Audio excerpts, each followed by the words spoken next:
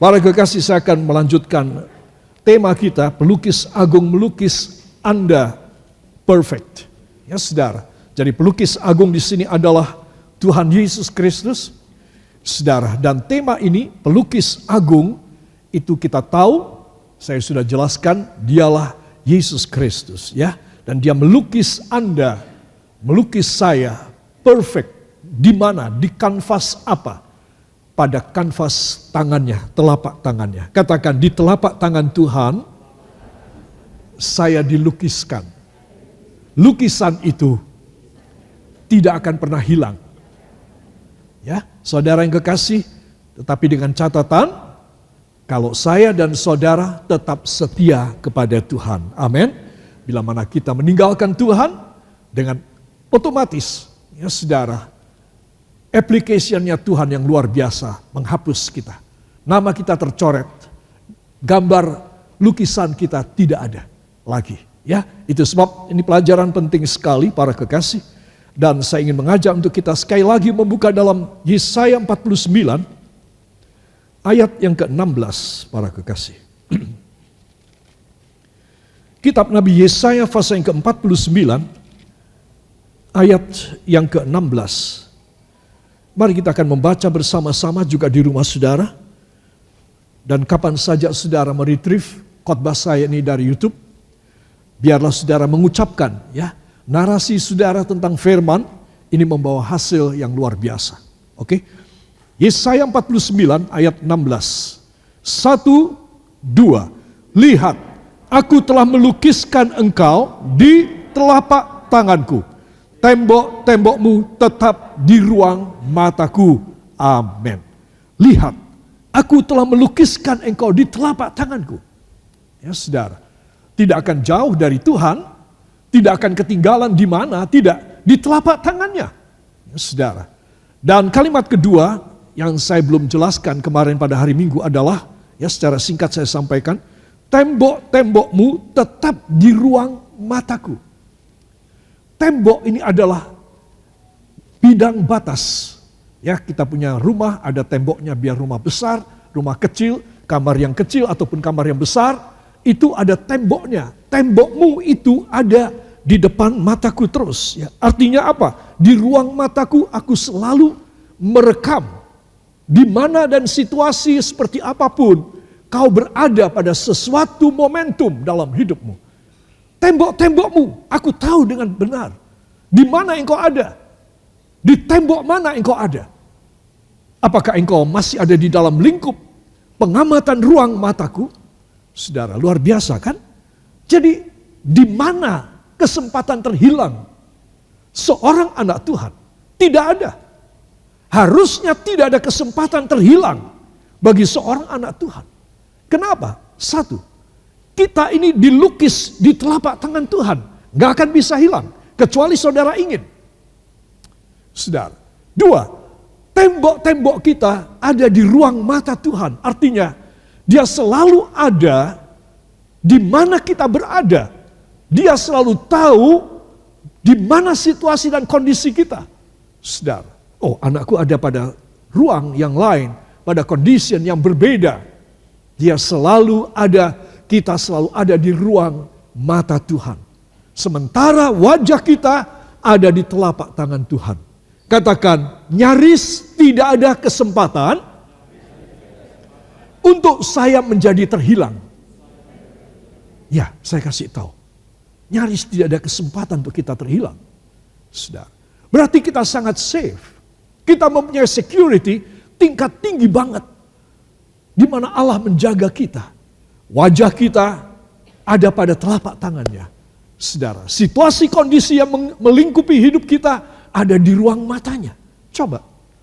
Ya saudara, kalau saudara dan saya mengerti akan isi makna daripada ayat ini secara singkat aja, secara global, saudara dan saya akan merasa ayem. Kita akan merasa peaceful dalam hidup kita. Wah, aku ayem kalau gitu ya. Biarpun ada masalah, ada pencobaan, ada segala macam hal yang tidak baik, ada kerugian barangkali terjadi, ada sesuatu keadaan yang tidak menyenangkan sudah terjadi dalam keluarga atau pribadiku, no problem. Karena tembok-tembokku ada di ruang mata Tuhan. Luar biasa, saudara. Jadi saya dan saudara tidak boleh cepat kecil hati. Hatinya tidak boleh mengkerut. Hatinya tidak boleh kecil. Kenapa? Karena kita itu ada dalam jaminan Allah yang dahsyat. Dan dia tidak akan pernah melupakan, mengingkari perjanjiannya ini. Saya mau tanya, dia pernah apa tidak? Dia tidak akan pernah.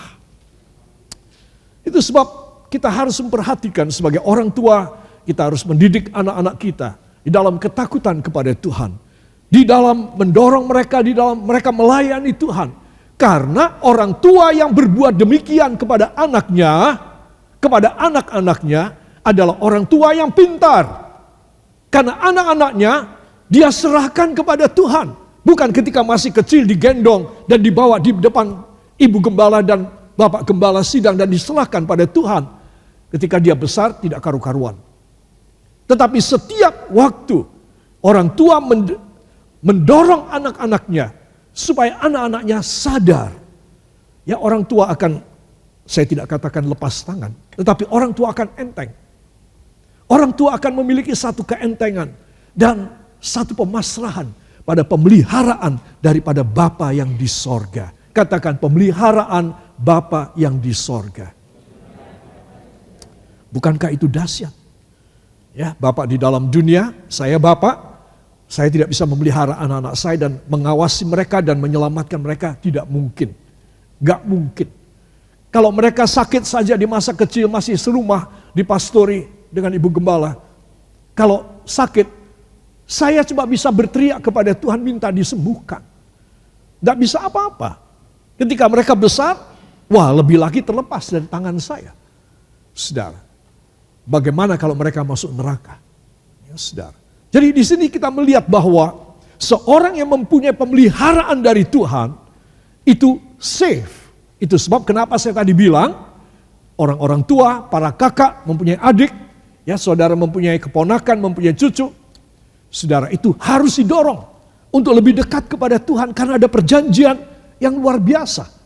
Ya, begitu anak-anak cucu saudara mereka menerima Yesus sebagai juru selamat mereka, mereka melayani pekerjaan Tuhan, saudara, mereka punya wajah ada ya dilukis pada telapak tangan Tuhan. Amin. Dan dinding-dinding tembok mereka ada di ruang mata Tuhan. Saudara. Saudara mesti tahu ruang mata itu menunjukkan kepada otak. Ya saudara, karena syaraf mata ini paling dekat dengan otak. Saudara. Nah, ruang mata Tuhan itu artinya pada pemikiran Tuhan. Saudara. Jadi hubungan syaraf otak dengan otak kecil itu dekat sekali. Kalau dikatakan ruang mataku selalu ada tembok-tembokmu, itu berarti saudara tidak akan pernah luput dan tidak pernah dilupakan dari memori Tuhan. Artinya Tuhan selalu mengamati. Bukankah saudara akan besar hati? Saya akan besar hati banget. Gimana kita bisa khawatir dan deg-degan ketika kita tidak pegang uang? Ya saudara, hanya orang yang mata duitan yang akan deg-deg dan takut. Orang yang pasrah kepada Tuhan tidak pernah takut, tidak pernah rugi, dan tidak pernah merasa khawatir bahwa dia tidak punya uang pada sesuatu saat. Saya perlu memberitahu hal ini. Supaya saudara mengutamakan hubungan yang baik dengan Tuhan. Amin. Itu sebab kalau seorang hubungannya tidak baik dengan Tuhan, hidupnya penuh dengan deg-degan, penuh dengan khawatir. Tapi bawa diri saudara, bawa jiwa dan roh saudara untuk selalu berada di hadirat Tuhan. Engkau akan lepas dari semua kekhawatiran. Baik Anda sebagai anak-anak muda dan remaja maupun Anda sebagai orang yang sudah tua. Saudara yang kekasih, itu sebab jangan lupa bahwa wajah kita, katakan bahwa wajah saya dilukis di telapak tangan Tuhan. Dan situasi kondisi saya ada pada memori Tuhan. Yang percaya, beri tepuk tangan bagi dia. Haleluya. Dahsyat, ya. Saya bilang ini ayat dahsyat. Luar biasa. Apalagi ini disampaikan dengan ilham roh pada perjanjian lama, luar biasa, saudara. Nah, saya perlu menjelaskan, saudara, di dalam terjemahan Emphasized Bible disebutkan, lo, on the palms of my hands have I portrayed thee. Lihatlah, pada telapak tanganku sudah kulukiskan wajah engkau. Ya saudara, jadi ini sesuatu hal yang luar biasa. Ya saudara, dilukiskan, digambarkan, saudara. Bukan dicatat, tetapi ada lukisannya, saudara. Ada identifikasi wajahnya. Tidak bisa ditipu, tidak bisa dipalsu oleh wajah yang lain. Wajah saudara itu luar biasa. Tanda tangan saudara bisa dipalsu.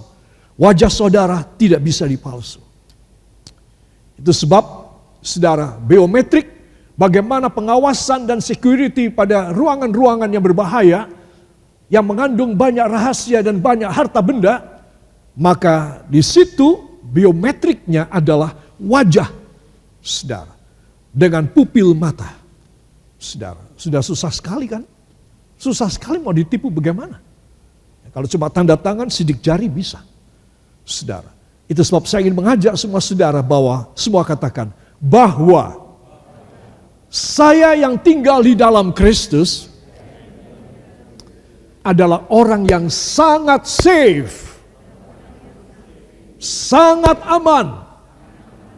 Tidak ada alasan bagi saya untuk bimbang dan khawatir. Hanya ada alasan bagi saya untuk lebih dekat kepadanya. Amin. Beri tepuk tangan bagi dia. Haleluya. Saudara yang kekasih, itu sebab filosofi dari pelukis agung, ini saya ulangi sedikit, saudara, satu, dia memahami apa dan siapa yang mau dilukisnya. Ya, saudara, itu sebab seorang pelukis yang saudara panggil, atau seorang yang kaya raya memanggil seorang pelukis terkenal di dunia, datang ke kamarnya, ke ruangan istananya, maka tidak bisa dia datang lalu saudara atau presidennya atau raja ini atau orang bangsawan ini disuruh duduk lalu dia melukis. Tidak bisa. Dia harus tinggal paling tidak 1 minggu di rumah tersebut. Ini seorang pelukis yang profesional yang dibayar harga mahal banget. Kenapa? Kalau wajah sih gampang, melukiskannya gampang. Tapi karakteristik, sifat daripada orang yang akan dia lukis, dia harus kenal. Setidaknya 7 hari dia mau tinggal di dalam rumah atau istana tersebut. Dia harus makan bersama, dia harus bercanda, bersendagurau, berbicara banyak dengan profil figur yang mau dia lukis tersebut. Supaya itu semua tertanam pada memori dia.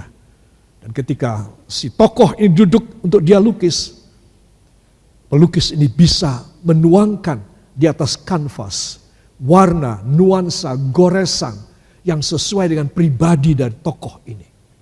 Saudara, Yesus lebih daripada itu. Dia paham siapa saya. Kok dia mau lukis saya? Dia paham, dia tidak 7 hari hidup dengan saya. Dia hidup dengan saya dari sejak saya kecil. Bagaimana dia tidak kenal saya? Bagaimana saudara dia tidak kenal sama saudara? Saudara sudah sekian lama ikut Tuhan.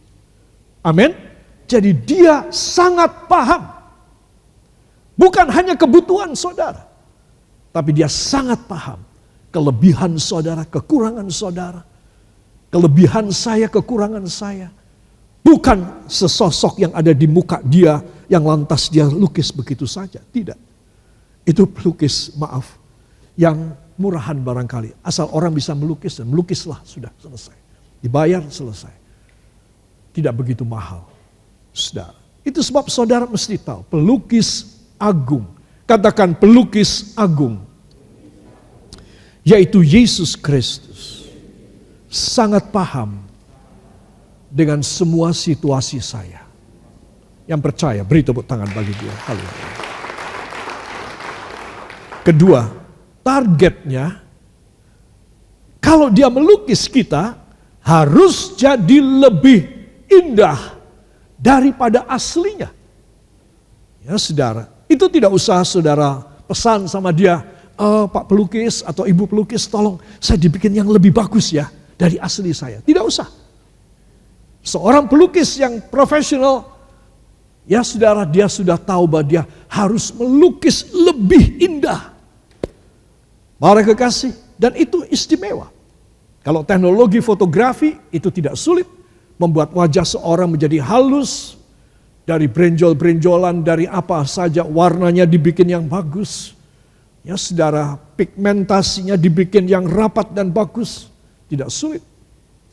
Tapi hanya pelukis yang ngerti, yang paham. Dengan orang yang mau dilukis saja yang bisa membuat lukisan lebih indah dari aslinya. Saudara, saya perlu menjelaskan ini. Kenapa? Karena istilah melukis ini mempunyai filosofi. Ya saudara, saya tidak pernah belajar melukis sama sekali, saya tidak bisa. Ya jangankan melukis, menulis pun saya tidak bagus. Tetapi saudara, itulah yang harus ada filosofi dari seorang pelukis. Targetnya adalah dia harus memberikan satu hasil yang lebih indah dan lebih spesifik dan ada jiwanya dari orang yang dia lukis. Apalagi Yesus. Kalau saya dan saudara dilukis oleh dia di telapak tangannya, maka saudara dan saya di pemandangan Tuhan, di memori Tuhan lebih indah daripada siapa kita ini. Itu sebab saya ingin supaya semua saudara jangan mundur, jangan malas, jangan saudara tidak punya semangat kepada Tuhan. Engkau rugi pasti. Sebab saya ingin supaya semua saudara mengerti, supaya saudara punya wajah selalu ada di pemandangan mata Tuhan.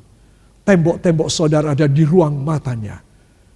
Dan saudara menjadi seorang yang disebut dalam istilah Alkitabiah biji mata Tuhan. Katakan, saya akan menjadi biji mata Tuhan. Bila mana saya dilukis di telapak tangan Tuhan. Bila mana saya dan sikon saya selalu di ruang mata Tuhan, maka sayalah biji mata Tuhan. Amin. Haleluya. Yang ketiga, dia akan memilihkan warna-warna yang harmonis agar menjadi masterpiece. Katakan, agar menjadi masterpiece. Saudara, masterpiece adalah adikarya dalam bahasa Indonesia. Dia memilihkan warna-warna yang harmonis untuk membuat saya yang pucat pasi menjadi semringah, menjadi segar, ya saudara. Nah, dia memilihkan warna-warna yang harmonis dengan saya. Umpama kulit saya hitam, dia akan memberikan nuansa yang luar biasa sehingga seorang yang hitam semacam saya itu bisa kelihatan hidup sekali, cakep sekali. Dia pelukis yang agung, pelukis yang dahsyat. Saudara, dia memilihkan, katakan, Tuhan memilihkan warna-warna kehidupan yang paling harmonis buat saya. Ya, saudara mesti tahu akan hal ini. Jangan sampai saudara ditipu bisikan iblis. Ya, saudara, seperti Eva, Hawa di Taman Eden ditipu oleh iblis. Ya, saudara, karena apa? Iblis ingin memberikan warna-warna yang istimewa kepada Hawa, kepada Eva. Saudara, padahal Tuhan sudah menciptakan dia, kata Alkitab, sempurna. Hanya 2 orang yang sempurna di seluruh sejarah dunia dan jagat raya, yaitu Adam dan Eva. Hanya 2. Saudara, bagaimana Eva bisa ditipu, kamu akan menjadi sempurna seperti Allah? Saudara, Allah sudah menyiapkan semuanya istimewa. Jatuhlah manusia dalam dosa, sampailah pada garis keturunan saya, garis keturunan saudara. Jadi kita sudah kehilangan warna harmoni dari Tuhan. Saudara, kita sudah kehilangan keindahan. Kita hidup dalam kejelekan. Kita hidup dalam cacat celah. Kita hidup dalam keadaan yang tenggelam di dalam duniawi dan dosa. Saudara, mau kayak apa lagi? Tetapi Tuhan mau, siapa yang mau datang kepada Dia, siapa yang mau berserah kepada Dia, siapa yang mau ngawulo, siapa yang mau melayani Dia, siapa yang mau percaya kepadanya, Dia akan melukis orang ini dengan warna-warna yang harmonis. Dan Dia akan memberikan hasil bahwa lukisannya adalah sebuah masterpiece. Masterpiece, adikarya. Bayangin, saya adikarya, saudara adikarya. Sebelum kita dilukis oleh Tuhan, kita siapa? Begitu ceritanya, begitu hikayatnya. Jadi kalau saya dan saudara ini dilukis di tangan, telapak tangan Tuhan, kita harus bersyukur dengan ayat yang kita pelajari ini. Kita harus bersyukur. Katakan, saya harus bersyukur. Karena saya tahu hikayat saya yang indah masih akan diberikan kepada saya. Jadi saudara dan saya harus mengerti dan saudara harus paham. Kenapa seorang harus dekat dengan Tuhan? Supaya Tuhan bisa melukis dia. Daud katakan dalam Alkitab bahasa Inggris, a man after the heart of God. Seorang yang nempel di hati Allah. Saya yakin lukisan Daud di telapak tangan Allah luar biasa indahnya. Saudara, ruang-ruang tembok-tembok Daud ada di ruang mata dari Tuhan. Saudara, inginlah saya, inginlah saudara, supaya hidup kita yang penuh dengan cacat celah, penuh dengan keterbatasan, keputusasaan, kekecewaan, kegeraman, sakit hati, cemburuan, dan lain sebagainya. Inginlah hidup kita dibaharui oleh Tuhan. Sehingga kita dilayakkan untuk menjadi hasil masterpiece.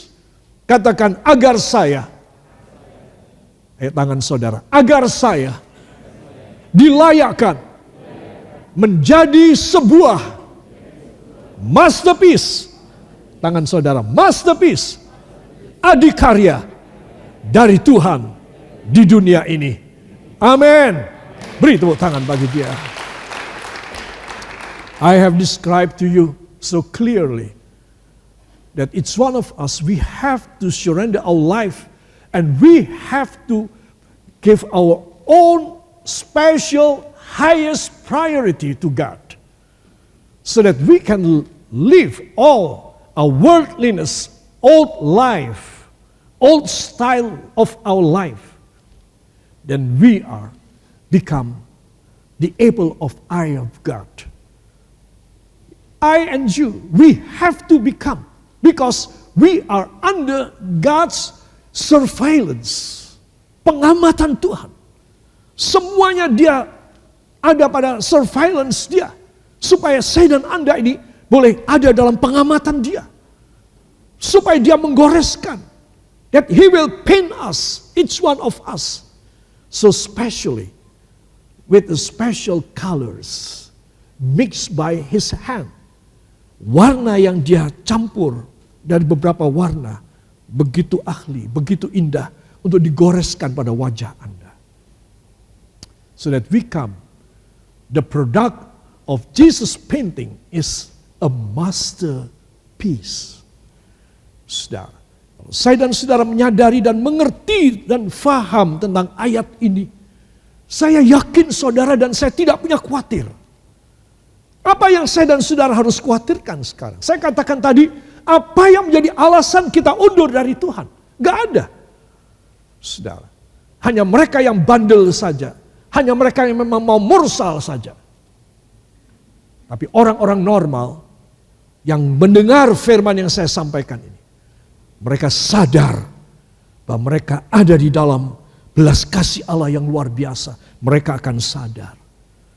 Aku ada dalam filosofi filosofi seorang pelukis yang agung. Jadi aku tidak perlu khawatir. Aku tidak perlu gerusa-gerusu. Aku tidak boleh emosional. Aku harus menyerahkan semua dalam tangan Dia. Dialah pelukis agung dari hidupku. Saudara. Yang keempat, filosofi seorang pelukis agung yaitu Yesus adalah bahwa yang Dia lukiskan akan tersanjung, ya saudara. Dan akan orang yang Dia lukiskan ketika melihat lukisan, hasil lukisan dari pelukis agung ini, dia dalam hati mengatakan, aku kepingin jadi seperti ini. Aku kepingin jadi seperti hasil lukisan dari Yesus ini. Wah. Pada filosofi yang keempat, yang dilukis akan tersanjung. Begitu melihat, wow, masa saya kayak begini? Begitu bagusnya, begitu cakepnya, begitu cantiknya. Wah, seandainya aku jadi seperti ini ya. Nah itu.